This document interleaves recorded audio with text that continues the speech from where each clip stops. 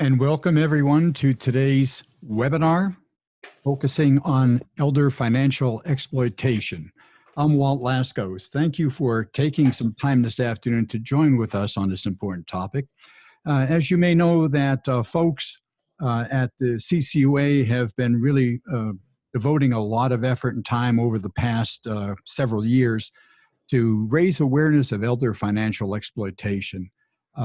After doing a survey several years back and noting how much of an important issue this is, particularly to our senior population, we begun extensive efforts to provide training, provide certification, and also to raise awareness among consumers of the need to have seniors protect themselves and to be aware of the various scams and frauds that take place.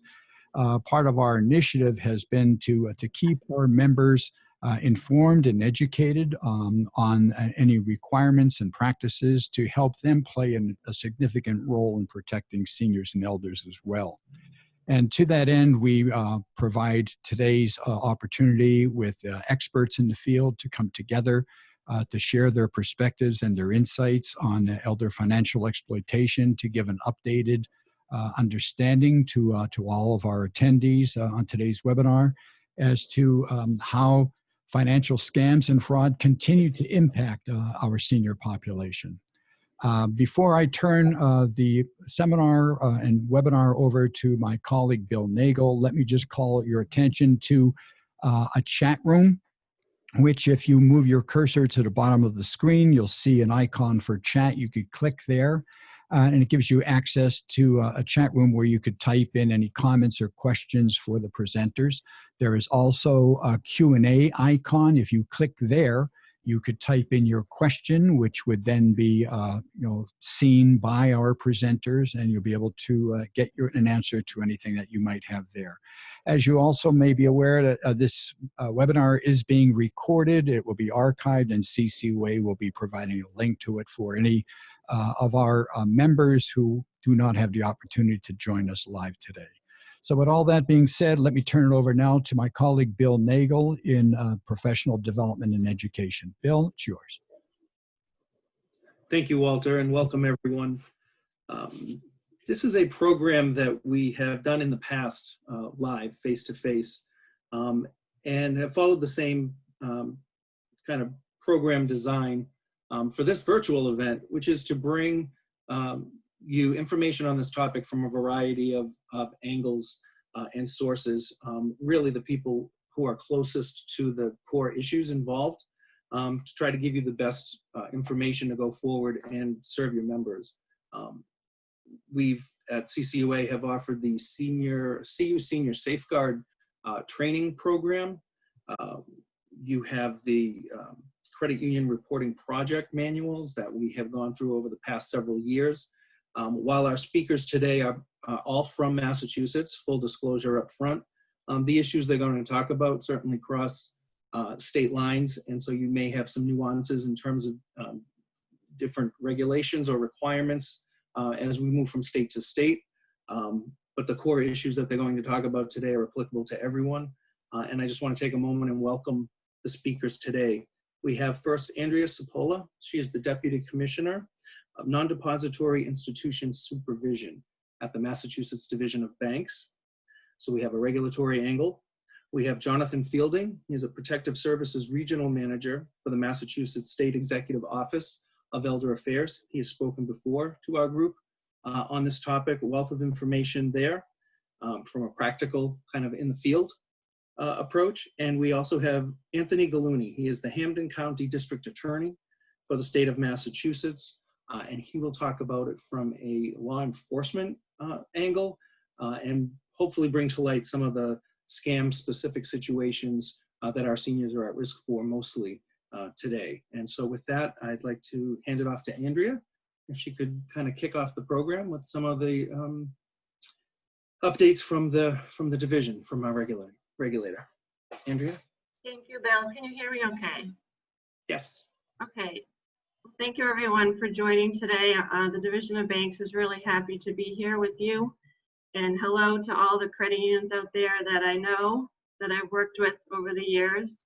can't see you, but I hope you're all doing well. The topic of elder financial abuse has been something that the division has been very passionate about for the past several years, and we're just really happy to be able to bring you this training and these updates. For those who don't know me, as Bill said, I'm the Deputy Commissioner in our Non-Depository unit. I oversee the Consumer Finance and Money Services businesses area. But I was recently promoted last summer. So for the 18 years before that, I worked in the credit union space, and I was the Chief Director of Credit Unions. And a long time ago, I was a credit union examiner. And so just to kind of piggyback off of what Bill said, several years ago in 2017, the Division of Banks had a strategic initiative to really bring to light elder financial exploitation and see how we can educate. So we really, as part of that goal, we wanted to relaunch the Elder Financial Abuse Training Manual that was developed for banks and credit unions. It hadn't been updated in a long time. So that was the focus of our project back in 2017, was to really update that manual. There was a lot of new information we could add in terms of scams and resources for the banks and credit unions in terms of how to report and who to call and other types of resources like that. We also developed some web pages at our website at mass.gov/DOB. And there we have a couple of elder financial abuse web pages where we link to the manual, but we also link to how to report abuse. And we have a number of resources like from the AARP and the Cooperative Credit Union Association, and things about reverse mortgages and other such topics. So that's still up there. But as far as the manual goes, it was developed as a universal manual for banks and credit unions. We partnered with the Office of Consumer Affairs, the Executive Office of Elder Affairs, the Attorney General's Office, Mass Bankers, and the Cooperative Credit Union Association. So it has a number of different sections, such as, you know, how can the bank and credit union employees, the frontline staff, spot the elder financial exploitation, and how can they respond to that? And if they do suspect it, how would they report it? And how can they prevent it from happening in the future? And there is a really big section in the back about all the protective services that are available, and placards and brochures that banks and credit unions can use in their branches to kind of spread awareness to their members.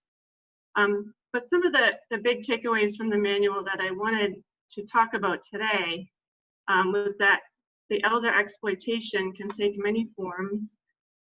It can be from someone that the elder knows and trusts, and it could also be from someone they don't know, like scams. And I know Jonathan and Anthony will get into some of the scams they've been seeing. There are warning signs that you can spot, and there's a number of examples in the manual, which is really helpful. One of the biggest things that we would recommend that credit unions do is to designate a point person at your credit union for reporting. This allows any type of suspected abuse to be funneled up to one person at the credit union who knows how to report, and it ensures consistency and also ensures that the customer confidentiality wouldn't necessarily be breached, because there are some laws around that. I also wanted to just point out that financial institutions can report to protective services legally. But I know Jonathan is going to talk about this a little bit, so I'm not going to really get into it. But I just wanted to mention, because that is a question that I think comes up a lot. Is it legal to actually report this? I also wanted to mention the fact that if banks and credit unions suspect elder financial abuse, they can fill out a suspicious activity report, and there's actually a box on the SAR for elder financial exploitation. And those are used by law enforcement to investigate cases, as well as other agencies. For example, the CFPB put out a report last year, and they noted that SARs have quadrupled from 2013 to 2017 just on elder financial exploitation.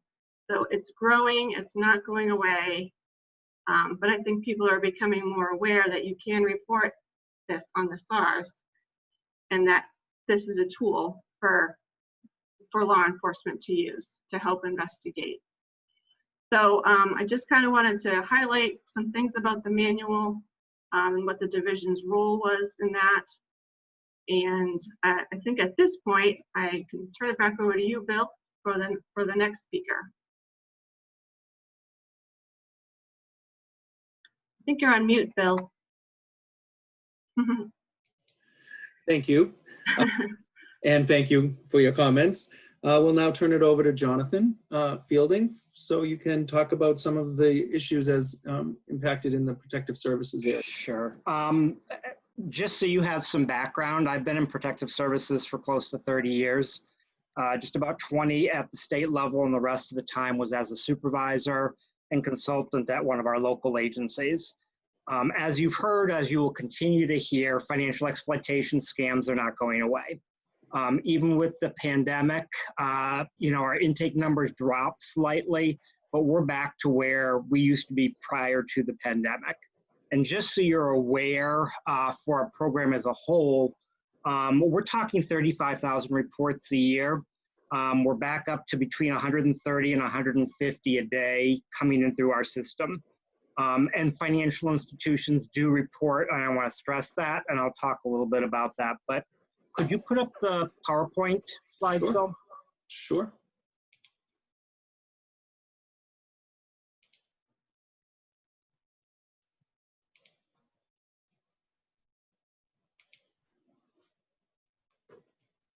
Thank you. Should be up. Yep. Okay. Could you go to the next slide? Sure. This is just a quick overview of our program and the reporting process. Go back one slide. When your reports come in, and I'll talk about this, they go either through our central intake unit or web portal. They get sent to the direct agencies, one of our 19 agencies, and they make the determination whether it's going to get screened in for investigation or go someplace else. They're the agencies that do the investigations based on the geographic area. And again, we have 19 agencies throughout the state that will do that.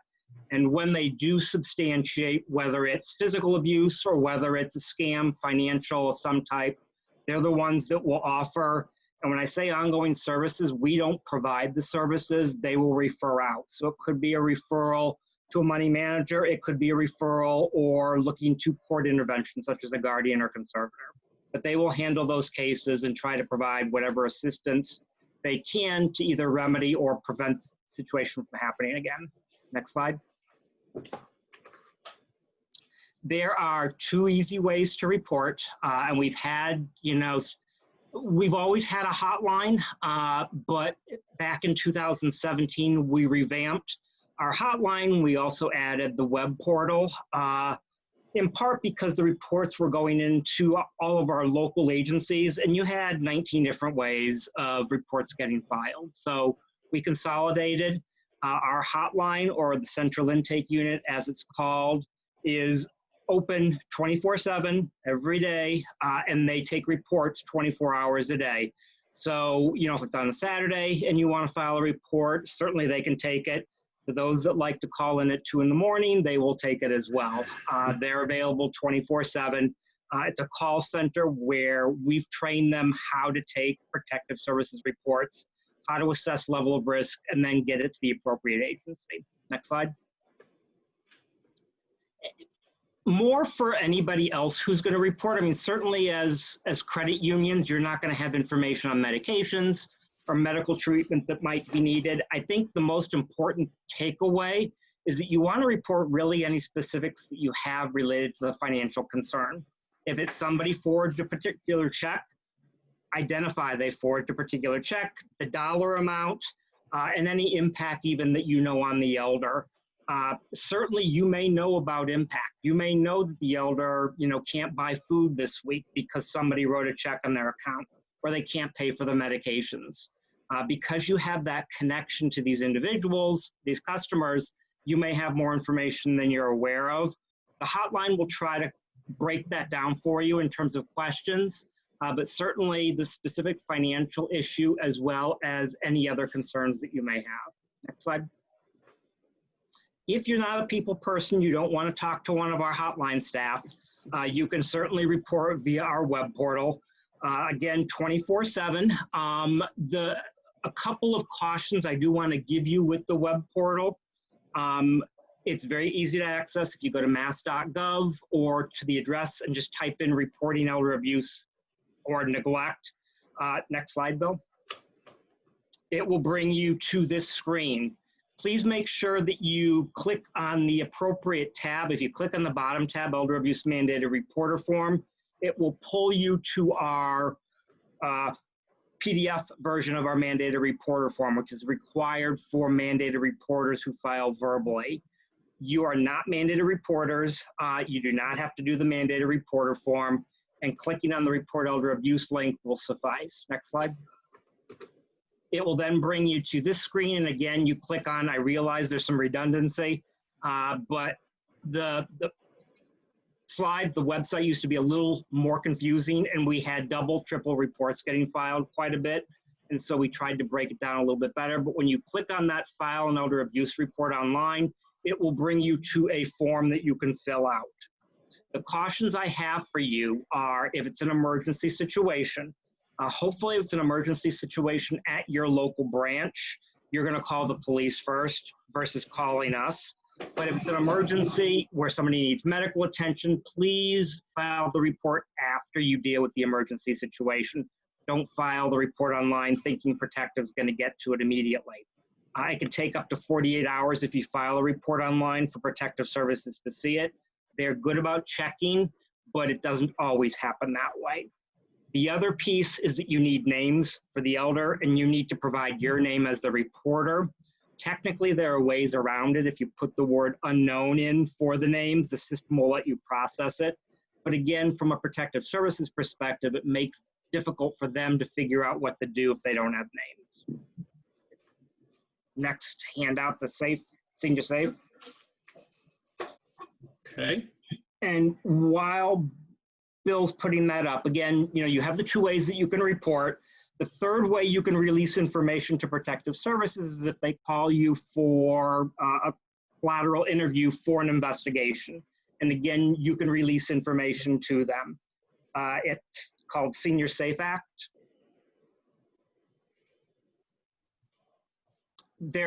Generally, when I do trainings, what credit unions and banks will tell me is Gramm-Leach-Bliley prevents us from reporting, and that's not true. Gramm-Leach-Bliley does have a very specific clause or language that says you can report, and the Senior Safe Act, which is legislation that was passed back in 2018, federal legislation, provides immunity for you as the reporter from liability if you report exploitation of an elder. The Senior Safe Act does not protect you if you talk or release information through a third party.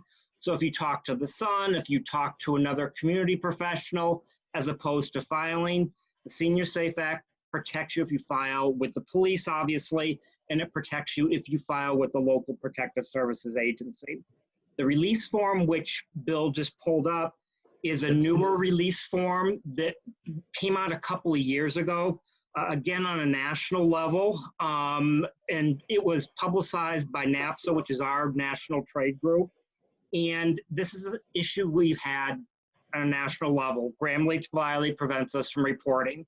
And the way the release form is set up is pursuant to Gramm-Leach-Bliley, Protective Services will provide you with their name, with what information they want. Can you scroll down to the second page, Bill? Sure.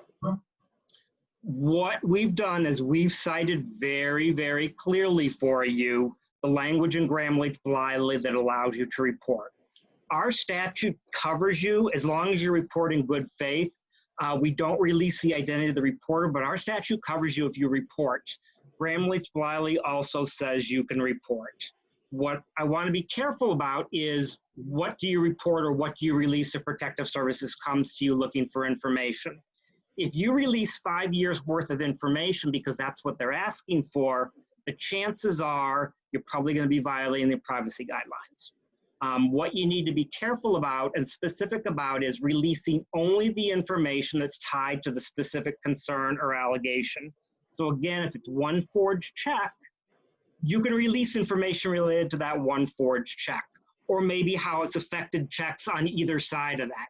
But if you release that 5 years worth of bank statements, that's well outside the scope of Gramm-Leach-Bliley and also outside of the scope of the Senior Safe Act. So you want to make sure that you're releasing, and I'll tell you the Protective Services is going to ask for everything and anything. They're not going to hold back and hope that you release all of that. And so you need to understand what you can release, how you can release it.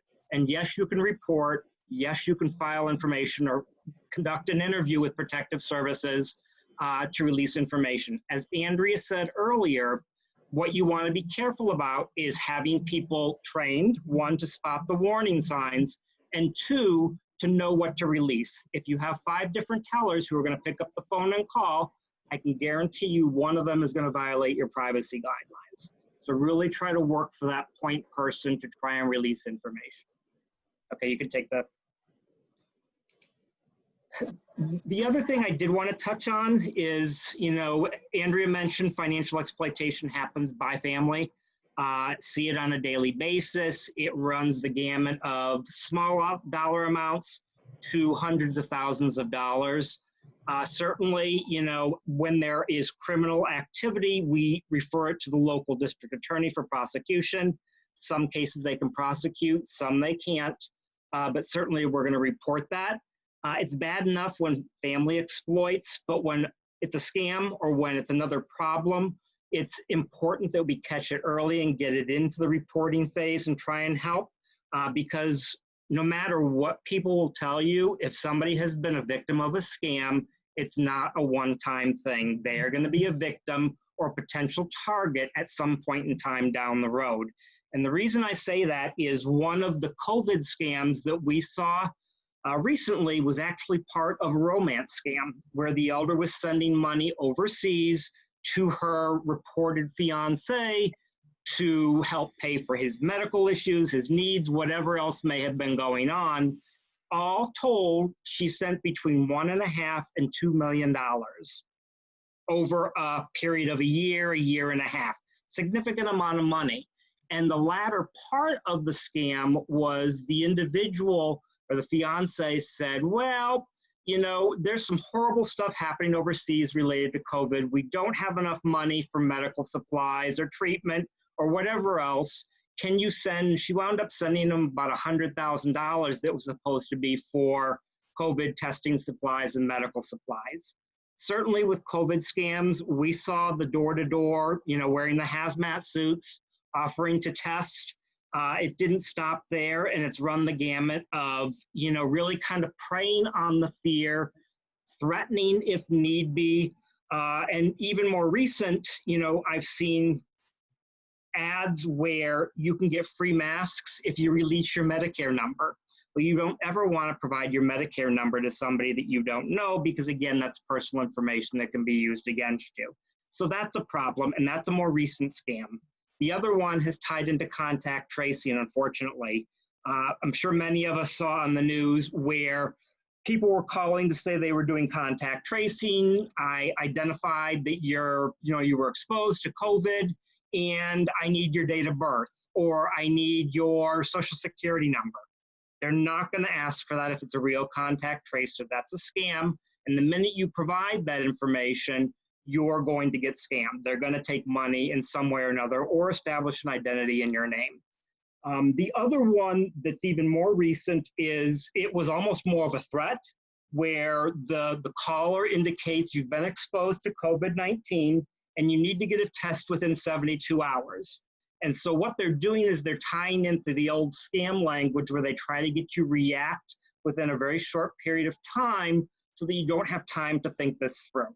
You're responding based on an emotion, not based on rational thought process. And then what they do is it actually costs $50 to get this test, which again isn't accurate. They'll ask for a credit card number. They may ask for you to go and buy, you know, various gift cards and give them whatever the scam kind of goes. And they'll tell you there's a penalty if you don't make this payment. And so what you need to be careful of is no matter what situation is playing out across the country or in, you know, the world, there are going to be scams that are going to be attached to it. And the COVID scams are continuing and very quickly can deplete an elder's funds. And with that, I think I'm out of time, so I'm going to turn it back to Bill for Anthony. You can have all the time you need, Jonathan. Thank you very much. And to further highlight the scary world out there of schemes and scams, we're going to turn the microphone over to Anthony Gulluni, and you can give us an update from the DA's perspective. Thank you for that frightful introduction, Bill. That's a great way to introduce me. Thank you. No, I thank the Credit Union Association and for all that they're doing, and Bill and Walter for being great partners to law enforcement, particularly in our area. By way of introduction, my name is Anthony Gulluni. I am the Hampden District Attorney, which is my district is essentially is Hampden County, the 23 cities and towns in really western or central Massachusetts. The metropolitan center of that is Springfield, which is the third largest city in the Commonwealth. I have been district attorney since 2015. So since my becoming district attorney, we really turned a sharp focus to this sort of abuse and scamming of our elder population, and we formed an elder abuse unit that really works on cases specifically involving elderly as victims, whether it's physical abuse or financial abuse or whatever it might be. But as an outgrowth of that, we, especially in 16, 17, we started to realize that these scams were becoming much more prevalent and commonplace, especially as many senior citizens started to become sort of conversant with the internet and having iPads and so forth. Email and phone scams were on the rise. In fact, it's projected, at least, I assume the numbers aren't in or my statistics are old, in 2019 that almost half of all calls that will come in on cell phones are scam related or illegitimate. So some of the information that I have, we have now brought to probably upwards of 2,000 seniors in Hampden County. Prior to COVID, of course, we were going around to senior centers and other facilities, town and city senior centers, as well as elder homes and so forth, and making these presentations. Very often I would go out as a district attorney with some support from folks in my office and provide information to seniors as a preventative measure. So a lot of what I'm going to talk about is really adapted from that to folks who are really on the front lines. The people who are working in banks and credit unions are really guardians, are maybe fail-safes for our senior citizen population. And the work that you do, as Andrea and Jonathan really very effectively laid out, is so important, because I don't think this is breaking news, and really Jonathan touched on it a bit. The prosecution of these cases, even identifying a perpetrator, is really, really very hard. Of course, that pains me to say as the Chief Law Enforcement Officer in Hampden County, but especially, you have the two categories of abuse or perpetrators. Again, this was mentioned by my colleagues prior to my speaking. You have, the people who are making sort of contact with our seniors, direct contact. Usually it's a family member, it's a family friend, or it's a caretaker. Folks who are elderly or sick, they're having these personal care attendants come into their homes. We've seen a lot of that, where people develop a relationship, to a degree, a trusting relationship with the senior, with the elder, and they're able to either surreptitiously get personal information, checkbooks, etc., credit cards, whatever it might be, or they're sort of swindling and duping that senior citizen into providing that money under false pretenses. The other category is what we see far too much of, and again, it was touched on, are phone calls and emails coming from people who are overseas in many cases, certainly out of our jurisdiction, out of state. And in that latter category, it prevents tremendous hurdles and difficulty for law enforcement to even identify a perpetrator, let alone bring someone to justice. So really, with both cases, for folks who are listening here, people who work in credit unions and work in banks, you are really, kind of on that line of prevention that is so, so important, because when these things happen, when the money is sent, in many cases the money's gone, and that senior citizen is really never gonna get it back, and oftentimes justice is never going to be served for the victim or on the people doing such heinous offenses. So what we talk about with our senior citizen population, and what I'll talk about with you folks today, is really the form in which these scams are coming. I'll talk a little bit more about the stranger scams coming in by email, by phone, and sometimes, again, as was mentioned, these door-to-door scams.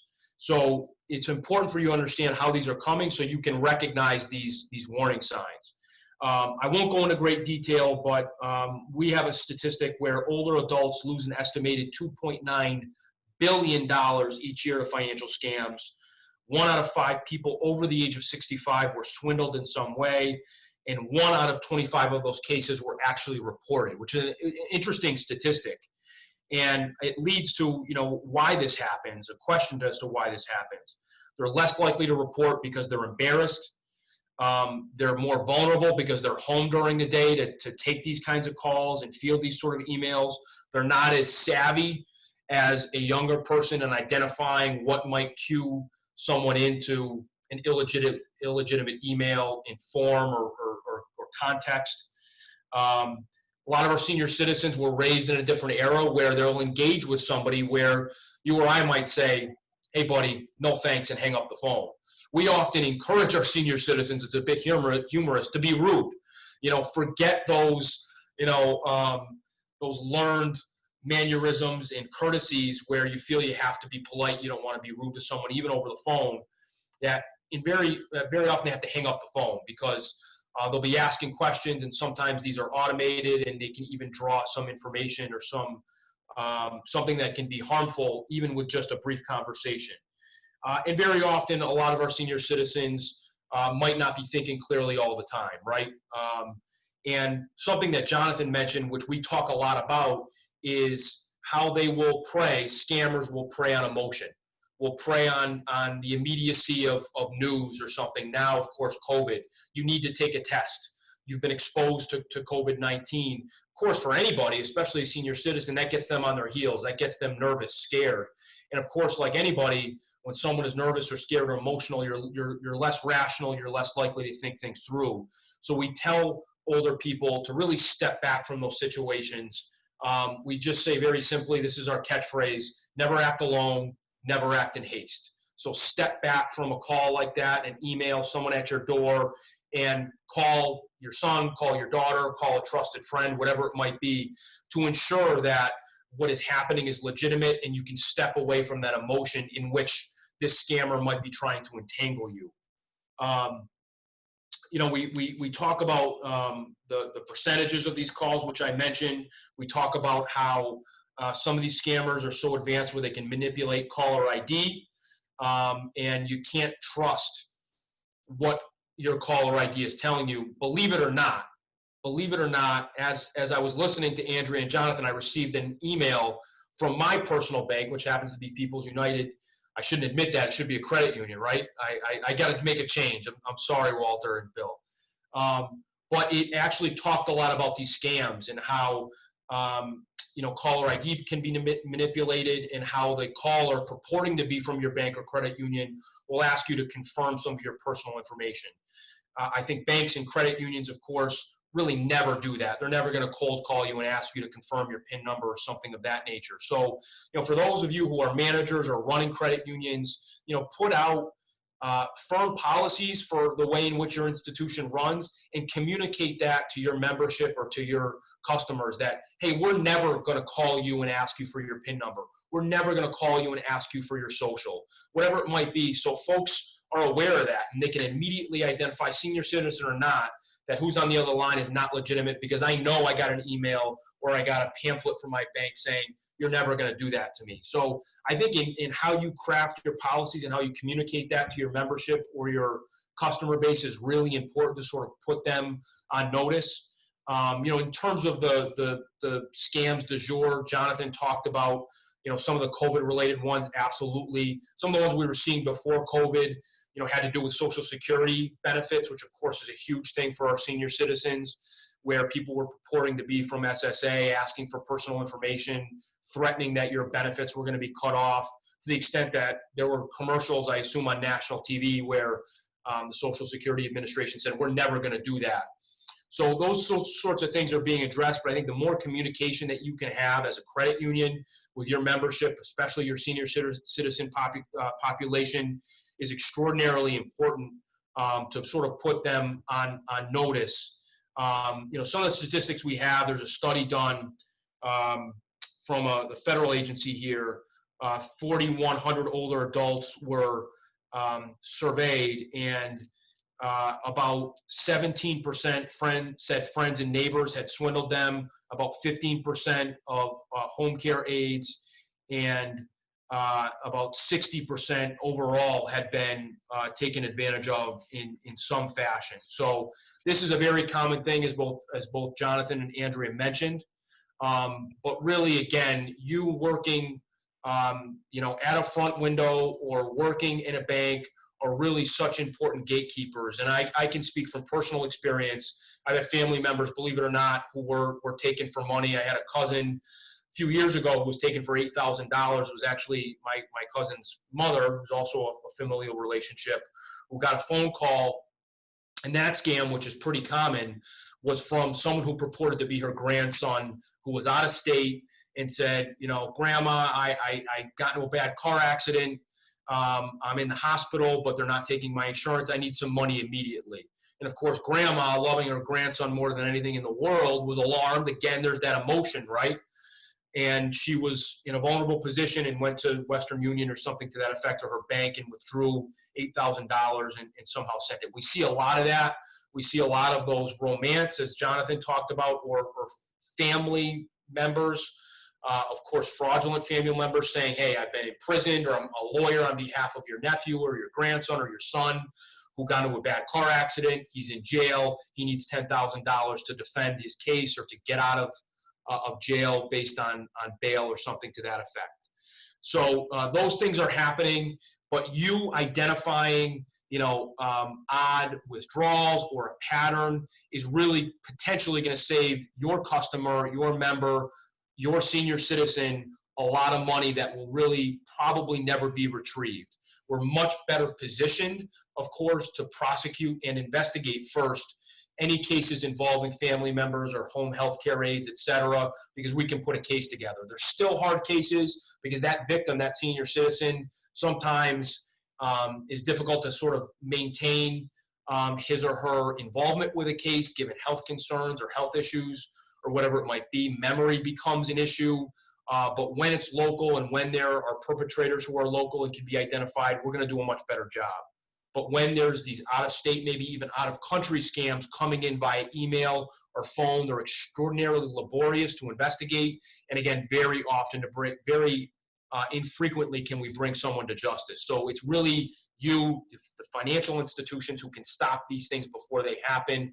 Prevention is really the name of the game. So I can speak again from personal experience. My dad is going to be 82 in about a month. Very sharp mentally and physically, thank God. But if I got a call or he got a call where someone at his bank said, hey, something funky's going on, or we got a call, as his son, I would much rather have that than allowing something to play out where he's duped and loses that very valuable money. I'll say it to you just to sort of drive home the importance, and you guys understand this, but we say it to our senior citizen population. Listen, you've worked your whole lives to build your pension or to have enough savings to live comfortably and not worry. Don't let that go. Don't let that fly out the window by some lapse in judgment or some scam. Step back and think about these things. So, you, again, really at the credit unions, at banks, identify these things, bring them to your supervisors, make the reports to protective services. But this is a point that I think I'm here to speak about, and that's the difference between civil investigations and criminal investigations. I think Jonathan would probably admit, and you can correct me if I'm wrong, please. He's been in this business a long time and is obviously very astute, very dedicated. But sometimes those reports take 24, 48 hours, I think was the time frame, to sort of make it to a place where they're being reviewed and they're getting to somebody.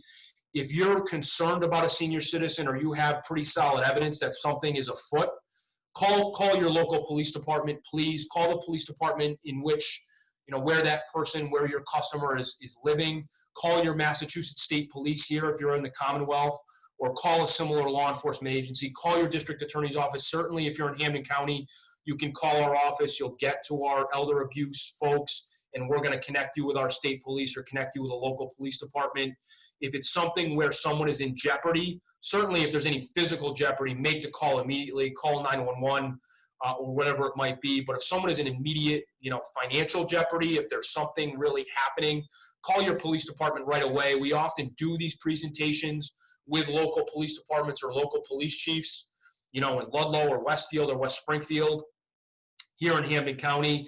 And I can almost speak with absolute, confidence that every police chief, every detective in all these police departments is going to be very responsive to these things, especially if they're getting a call from a bank. Do your best pursuant to your, your rules and your laws to preserve some of this information, whether there's video, someone's coming in and you suspect something happening, do your best. Jonathan talked very intelligently about the law, both federal and state, with which you should familiarize yourself, especially if you're a supervisor or branch manager, something to that effect. But do your best to understand what the law is and preserve evidence, whether it's video of folks coming in with the victim, with your senior citizen, or other information that you might be seeing, and get it to law enforcement right away. So we do have our best chance at a successful investigation and at a successful prosecution. But first and foremost, we want to protect those senior citizens from becoming victims. So again, I think the most immediate, the most effective thing you can do is calling your local police department or state police and saying, hey, something's going on here. It'll get to the right folks, and we're going to respond as immediately as we possibly can. So that's, I think, where civil and criminal diverge. Of course, they sort of come back together, as Jonathan mentioned. When reports come in and they go through the initial civil process, they will come to criminal investigators and police investigators, and often to district attorneys' offices across the Commonwealth. Our social services agencies here locally, Greater Springfield Senior Services is terrific. We work very closely with them. We also in the county have the Highland Valley Elder Services, which is Westfield and the Hill Towns in Hampden County. And of course, the Elder Abuse Hotline that Jonathan provided is very important. But intervention starts with you folks who are at a window at a credit union or seeing the transactions of your senior citizens. Again, folks who are in decision-making capacities at these banks, please do trainings. Please bring in people like Jonathan. Please contact my office. We'd be happy to go into a credit union. We do it with Walter all the time, right? We're contacting our senior citizens through the Credit Union Association, but we're happy to provide trainings as well to the extent that we can on some of these warning signs to folks working in banks and working in credit unions. And be aware for your own families. I'm sure you have grandparents or parents or aunts or uncles who are maybe vulnerable. Talk to them. The more we talk, the more we can prevent, and the more we can keep our senior citizens safe from this kind of abuse and scamming. I'm probably missing a bunch of stuff. I'm happy to take any questions or converse with anybody, but the Hampden District Attorney's Office, hampdenda.com is online. You can start there. You can call us. We're happy to help in any way that we can. And thanks again for doing this, and thank you for all your work and being aware of your responsibilities and how you can help senior citizens avoid any sort of abuse. Anthony, thank you very much for that, and for all of your efforts in the areas that you control in trying to stem the tide of these kinds of incidents. We are going to open up the chat if anyone has any questions. I'd kind of just like to throw one out while we're waiting for some questions to come in. And that is for those frontline people, when they have an elder, and it doesn't even have to be a senior, it could be a young person, but they believe, right? They actually believe their son is been in a car accident and is somewhere. They believe they won the lottery that they didn't play. What are some of the things that they can do in that particular moment to help them understand, which it may not reach the point where, it may not be a dollar amount that warrants calling the police right away, but is it any techniques or best practices for trying to engage with those elders? Andrea, I don't know if you want to, I'll try and take a stab. I mean, for me, it goes back to what Anthony said, and we've all been talking about, and that is slowing the process down.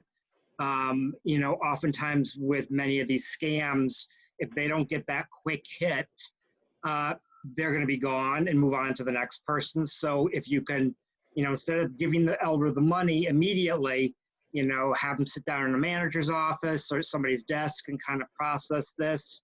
I know what's oftentimes difficult is if they're continuing to insist on their money. I've seen financial institutions refuse, saying, we believe it's a scam, you're not, you know, we're not going to give you the money. But ultimately, they're going to go to another branch and they're going to get what they want. So I think, you know, my concern is when, as a financial institution, you're doing too much on that investigative side, whether it's from the law enforcement perspective or from our perspective, because you're not only going to put potentially your staff at risk, but you're going to put any sort of prosecution at risk, and you're going to put the elder at risk as they walk out that door. So, you know, if you can slow it down, if you can try and talk to them and say it's a scam. I mean, certainly when we get involved, we're looking at their decisional capacity, and it's decisional capacity and competency are two very different things. But all our staff are trained on, you know, how to use a tool that we purchased for them to assess that and to get that further kind of down the line. Because a lot of elders who are very early in the dementia or Alzheimer's process are actually lacking in the executive functioning, which is financial management. So, because that happened with an elder where she sold her house and had $500,000 sitting in the bank. The report came in because the bank didn't want to release it, and I told Protective Services to freeze the account, which we have the ability to do with a court order, and then get the elder assessed. And it comes out she lacked decisional capacity, and they got a conservator. She was going to send the money overseas to her fiance, you know, to build a house for them in Nigeria or wherever else, you know, he was saying it was going to be. And the money was going to be gone. As Anthony said, it would have been gone. There wouldn't have been any way to recover it. And, you know, I couldn't take a chance on that. And so we took some fairly aggressive steps. But in the long run, it actually worked because the financial institution reported it immediately. You know, if there was a need for law enforcement, they got that right away. And then kind of everything lined up. And yes, sometimes it can take 24 hours to see a report that comes into the system. But the first question I train the hotline staff to ask is this an emergency or a situation where 911 is needed? You know, you should always be calling law enforcement or 911 if there's that serious of a risk playing out in your branch. But otherwise, I would say slow it down as much as you can. Andrea, I don't know if you have... That's great. Yeah, I would agree with that. Don't be afraid to engage them, you know, in conversation and try to get information. You know, like Jonathan said, just slow it down and just have a conversation with them about why do they need this and what are they going to use it for, and that it might lead to, you know, further discussion about like something that seems suspicious.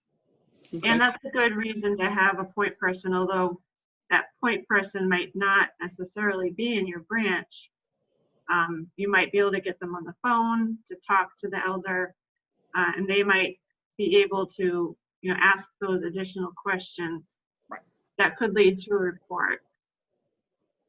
I think, you know, I think the important thing is, you know, especially for the scams, be as familiar internally as you can with the workings, because what I found is that a lot of us don't understand that if I send cash or if I wire the money or if I give them the numbers on the back of that gift card or the green dot card, that there's no way to trace it, that it's gone forever. And I think sometimes when even our own staff hear that if you wire the money, you can pick it up at 2,000 Western Union branches. There's no way for law enforcement to find it. I think sometimes it sinks in also for some individuals. Okay. I just have another question for Anthony, I think. Do you find that most of these perpetrators are individuals who happen to know an elder that would be in that situation? Unlikely, I think that they are tied to a ring, right? Who are going out and committing these crimes on a grand basis. But do you find that even those individuals are more like repeaters, where they find an elder, have success, and then move on to another one? Which do you see more? If I understand your question, Bill, I think it's both. Okay. You know, I think, as was kind of touched on by Jonathan or Andrea before, they're probably casting a very wide net, the scammers, the perpetrators.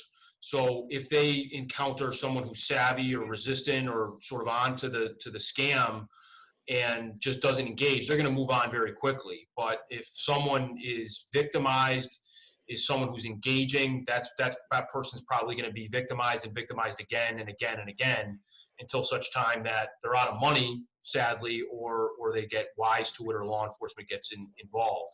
I think, you know, as I talked about, there's those two categories. There's the familiar non-stranger scams, where it's people who have access to the senior citizen, where it might be family or family friend or someone coming to the house like a home health care aide. And then you have just the randomized scammers, you know, that are coming in either by phone or electronic means, where they're probably just, they might have information about somebody who's, you know, they know the age, they know some personal information that often gets them in the door, and they're focused on people who they think are more vulnerable, you know, those 65 or 70 plus. But it, you know, I think it's probably all of the above. Okay. I was just wondering if you found any patterns, you know, if you've prosecuted someone and then again, and they've moved on, you know, to other people, so they have a pattern or a history of that behavior. I can't say we've seen that in any particular prosecution, but I would bet that, you know, if somebody's done it once, they've done it more than once, and probably more. That's their profession, so to speak. Mm-hmm. Okay. Yeah, these people are, you know, using certain technologies, and, you know, I think sadly you have people who are doing this as their job. And Right. to answer your question, Bill, simply put, there's a suckers list floating around. The scam artists sell the names of easy marks to other scam artists. So yes, you know, if you're a big hit for me, you know, I'm going to pass that. If I'm not going to use you anymore or try to take advantage of you anymore, I'm going to pass that information on to the next person. And some of these scams build on each other, where, you know, they'll take money as a lottery scam, and then it's the bank trying to get it back, and then it's the corrupt government. I mean, you know, I've seen 3 or 4 different layers on some of these with different scam artists. Mm-hmm.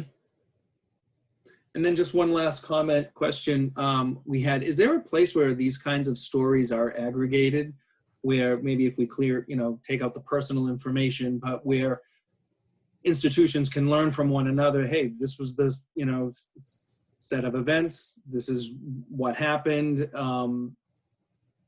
Does that exist either at the training manual state level or in any of your areas? There's a lot of examples in the training manual. In that manual, okay. Yes. Yeah. I didn't know if there was something. You know, I think what the person was asking, current, you know, like COVID issues as they're coming up. Like, hey, we've learned this is happening, and this is a new way to twist. Not that I'm aware of, no. Scheme. Okay. Okay. But I think that was the last question we have. And so there was one about the elder abuse hotline number. Did you see that? yes, I was going to share that. I'll take that information off those slides, Jonathan, the phone number. Okay, Site. that's fine. I'll just Perfect. send that out to everybody who's registered as a follow-up. No problem. Great. And so with that, Andrea, I'll just say any last words from the regulators' standpoint that the credit unions should be paying attention to? I mean, we would just try to encourage everyone to the best you can to read the training manual, to reference it. It's information that, you know, there's a lot of scenarios in there. And it's timeless, really. The scams might change, but I think the elder financial abuse is always going to be there and manifest itself in some way. So the training manual really is a good resource. We would recommend that. Like I said before, having a point person who can funnel those reports up would be ideal. And don't be afraid to call Elder Affairs or law enforcement. I think Jonathan would agree that they'd rather hear from you than not with any question.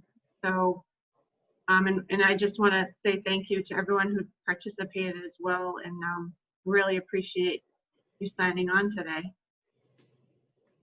And we appreciate all three of you taking the time today to speak to our membership on this issue, and for opening up your telephone lines and your offers to take the calls if people have any questions, because I think that could be the first step if something's gone wrong, to have access. So thank you to the three of you, to Andrea, to Jonathan, to Anthony. Appreciate your time today.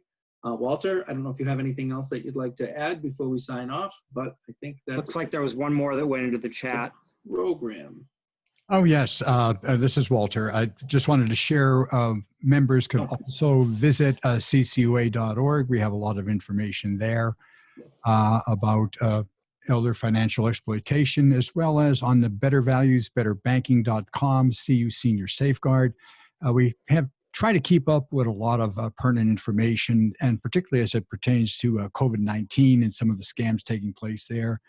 So that folks can stay aware and updated on all the different scams that are going on, because we all found, and I believe all of us agree, that the only best tools we have right now to protect seniors is raising awareness of the scams and fraud and education. That's what we have at our disposal, and God help us, we need to use that to the best of our ability to protect those that cared so much for all of us, and it's important that we do so. Great. So Walter, I think that's a wrap for this program. Okay, Bill, thank you. And thank you to Jonathan and Andrea and my good friend Anthony for participating today and helping keep everyone on the right track to do our best relative to CU Senior Safeguard. And that wraps up today's webinar. Thank you, everyone, for joining us. Appreciate your time all. Thank you. Thanks.